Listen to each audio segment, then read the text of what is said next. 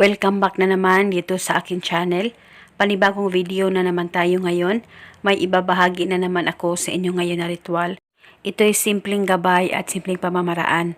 At kung bago sa channel ko, ay huwag niyo pong kalimutang mag-subscribe at pindutin ang notification bell para palagi kayong updated sa mga bago kong videos. Binaliwala ka na ba ng mahal mo? At kahit anong gawin mo, kahit ikaw ay palaging magte-text, chat o tawag sa kanya, ay dedma ka pa rin niya. Yung para bang nawawala na siya ng gana at pagmamahal niya sa'yo. At ngayon sobrang lungkot mo dahil iniisip mo na ikaw na lamang mag-isa dahil hindi ka na niya mahal. Pero hindi mo gusto na tuluyang magkahiwalay kayong dalawa. At gusto mo ba na manumbalik ang nararamdaman niya sa'yo? Yung para bang sobrang madudurog ang puso niya araw-gabi sa kakaisip sa'yo? Pues gawin mo itong ritual na ibabahagi ko sa inyo ngayon. Dapat kayo ay naniniwala sa mga ganitong usapin. At dapat hindi talaga kayo nagdududa o nagdadalawang isip na gawin ito. Ang gagawin mo lamang, kumuha ka ng bote, maliit o malaki na bote, plastik o babasagin ay pwedeng gamitin. At lagyan mo ito ng kalahating suka. Kahit anong suka na meron ka ay pwedeng gamitin.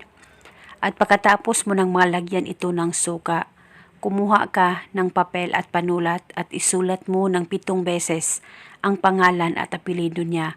Dapat totoo niyang pangalan ang isulat mo ng 7 beses. All capital letters po ang pagkasulat nito. At pagkatapos mo na itong masulat, tupiin o i-roll mo ito at ilagay ito sa bote na inihanda mo na may kalahating suka. At pagkatapos, takpan mo itong bote, hawakan mo ito ng mahigpit at alugin mo ito kahit ilang alog hanggang sa madurog ang papel na may nakasulat na pangalan niya. At habang inaalog mo ang bote, ay sabay mo banggitin, sobrang madudurog ang puso mo araw-gabi sa kakaisip sa akin. Ibulong mo lamang ito ng 7 beses. At pagkatapos, itago mo na itong ritual. Pwede mo ito dalhin kahit saan ka man magpunta at pwedeng ilagay mo lamang ito sa damitan mo at hindi na po ito kailangan pang bulungan araw-araw. Basta itago mo lamang ito pang matagalan at paniguradong madudurog ang puso niya sa kakaisip sa'yo araw o gabi. At pwede mong gawin itong ritual sa oras na makita mo o mapanood mo ang video na ito.